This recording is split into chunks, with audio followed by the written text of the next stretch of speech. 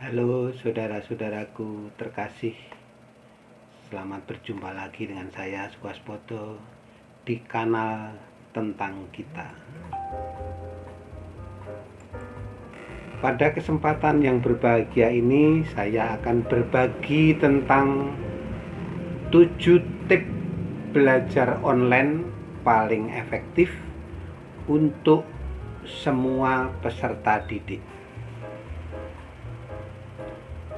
Saudaraku, terlepas dari mana dan di mana Anda berada dalam tahap pembelajaran Anda, mengetahui cara terbaik bagi Anda untuk belajar adalah kunci pertumbuhan intelektual. Pertumbuhan tidak dapat dicapai dalam hidup Anda secepat mungkin jika Anda tidak menyimpan informasi sebanyak mungkin. Namun, bagian terumit tentang belajar adalah kenyataan bahwa tidak ada metode universal yang cocok untuk semua orang. Setiap orang berbeda dalam cara mereka belajar. Untuk membantu itu, saya telah mengumpulkan beberapa kiat pembelajaran online paling efektif yang dapat Anda gunakan untuk diri Anda sendiri. Saudaraku, meskipun masing-masing dari kita memiliki gaya dan preferensi belajar yang berbeda, tips belajar online ini masih berlaku untuk Anda, seperti juga bagi saya. Berikut adalah 7 tips belajar online paling efektif untuk semua jenis peserta didik.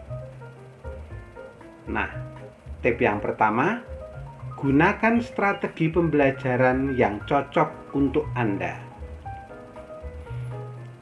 Tips belajar online pertama adalah menggunakan strategi belajar yang cocok untuk Anda. Yang saya maksud dengan ini adalah ada 4 metode inti untuk kita pelajari. 1. Visual. Belajar untuk memahami melalui penglihatan. Auditori, yakni belajar melalui pendengaran. Membaca atau menulis, yaitu belajar melalui teks dan cetakan. Serta kinestetik, yakni belajar melalui tindakan. Tidak semua orang belajar secara eksklusif melalui salah satu dari 4 metode ini. Kita sering memiliki campuran dari masing-masing hal ini. Namun, pasti ada satu gaya belajar yang kita masing-masing lebih suka daripada yang lain jika kita bisa melakukannya. Mengetahui tipe peserta didik mana yang paling dominan bagi Anda dapat membantu Anda merancang strategi dan teknik seputar kebiasaan belajar Anda bila memungkinkan. Tentu saja Anda masih dapat menggunakan metode lain secara longgar, atau mungkin harus lebih mengandalkannya dalam keadaan tertentu. Selanjutnya, metode atau tips yang kedua, pilih waktu dan tempat terbaik untuk belajar. Saudaraku, tips pembelajaran online ini tidak hanya berlaku untuk pembelajaran online, tetapi juga offline alias fisik. Memilih waktu untuk belajar sangat penting untuk memaksimalkan energi dan belajar dengan lebih efisien. Kita semua memiliki tingkat energi yang berbeda sepanjang hari, dan beberapa dari kita lebih suka melakukan aktivitas tertentu pada titik-titik tertentu dalam sehari. Misalnya, waktu malam Anda mungkin menjadi waktu terbaik bagi Anda untuk belajar karena Anda dapat menyimpan lebih banyak informasi dan Anda lebih waspada dibandingkan dengan belajar di pagi hari atau siang hari.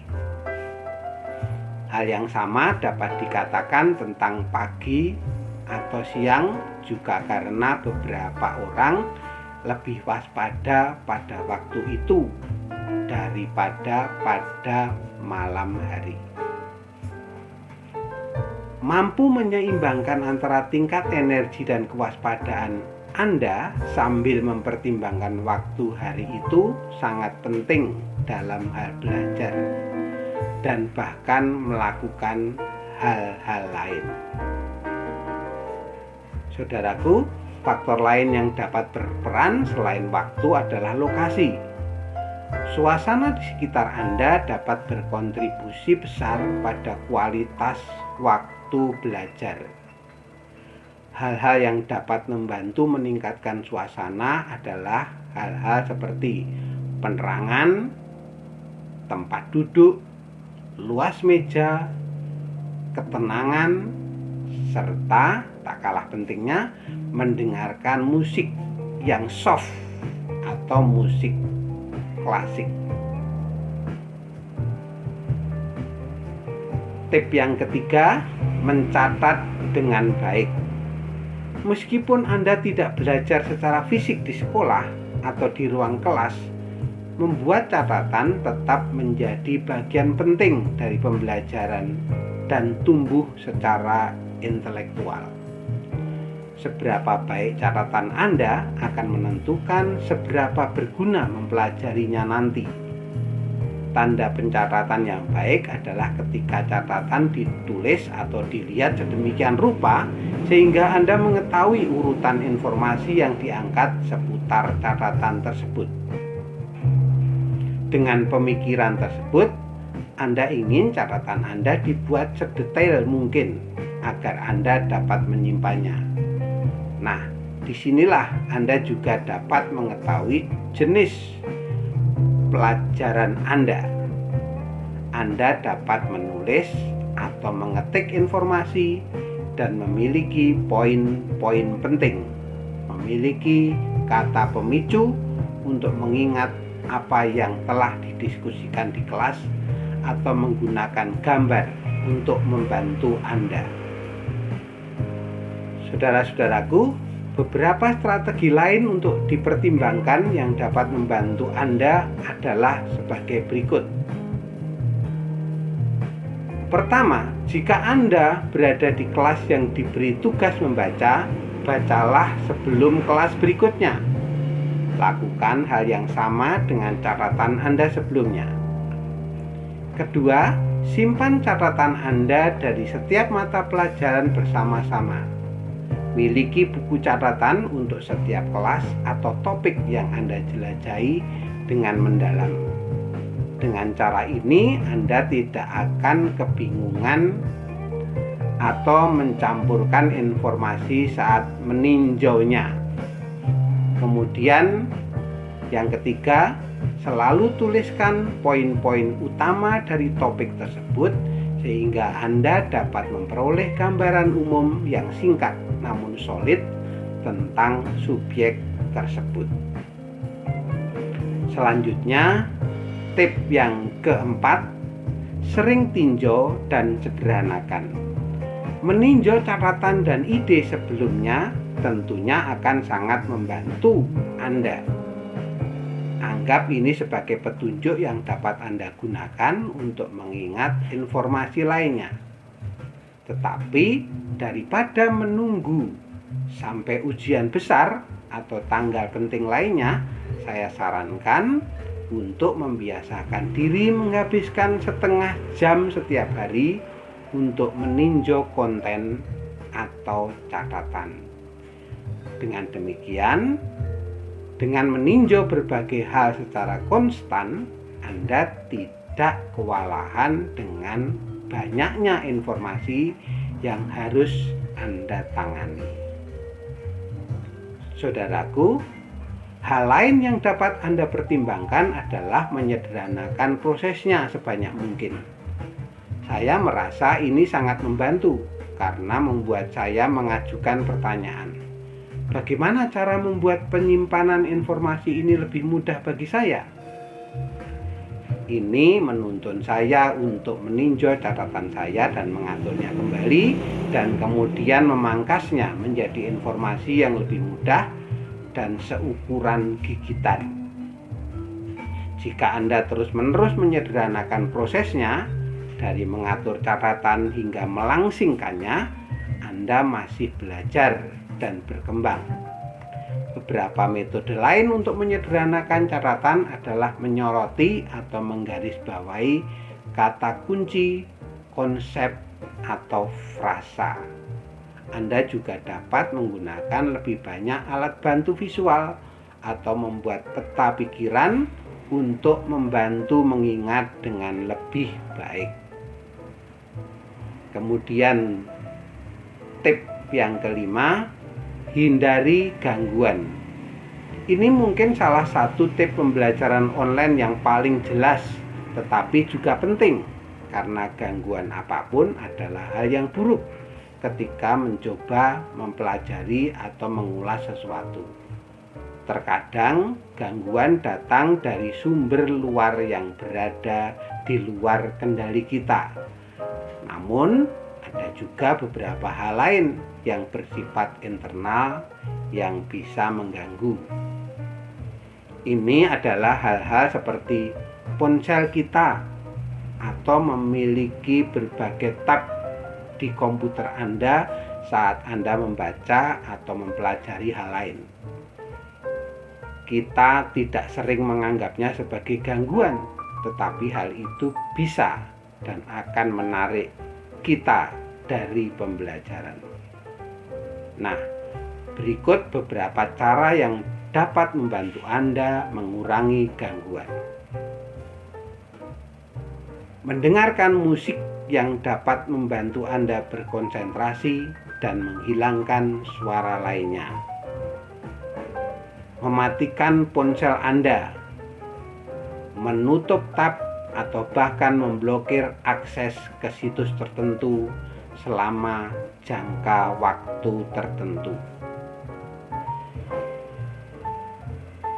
Tip yang keenam, bicaralah dengan instruktur atau gunakan putaran umpan balik.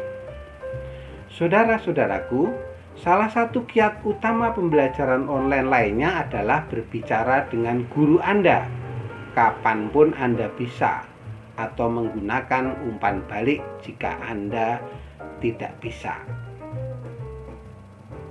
Putaran umpan balik mirip dengan berbicara kepada instruktur, karena pada dasarnya Anda bermain peran sebagai instruktur dan mendekati pertanyaan dengan perspektif dan sepasang mata yang segar. Dari perspektif itu, Anda memberi diri Anda masukan yang tidak akan jauh berbeda dari hubungan siswa atau guru. Dengan menggunakan putaran umpan balik atau berbicara dengan instruktur, Anda dapat mencari lebih banyak kejelasan dan pemahaman dalam situasi tersebut. Mencari bimbingan juga memungkinkan Anda memperoleh wawasan yang lebih baik dan belajar dengan lebih baik serta lebih efektif. Nah, kita sampai pada tip yang ketujuh atau yang terakhir, belajar dalam grup, baik online atau offline. Mirip dengan berbicara dengan guru Anda, atau menggunakan umpan balik, mendiskusikan topik dengan orang lain di sekitar Anda adalah cara lain yang dapat Anda lakukan untuk membantu meningkatkan pembelajaran Anda.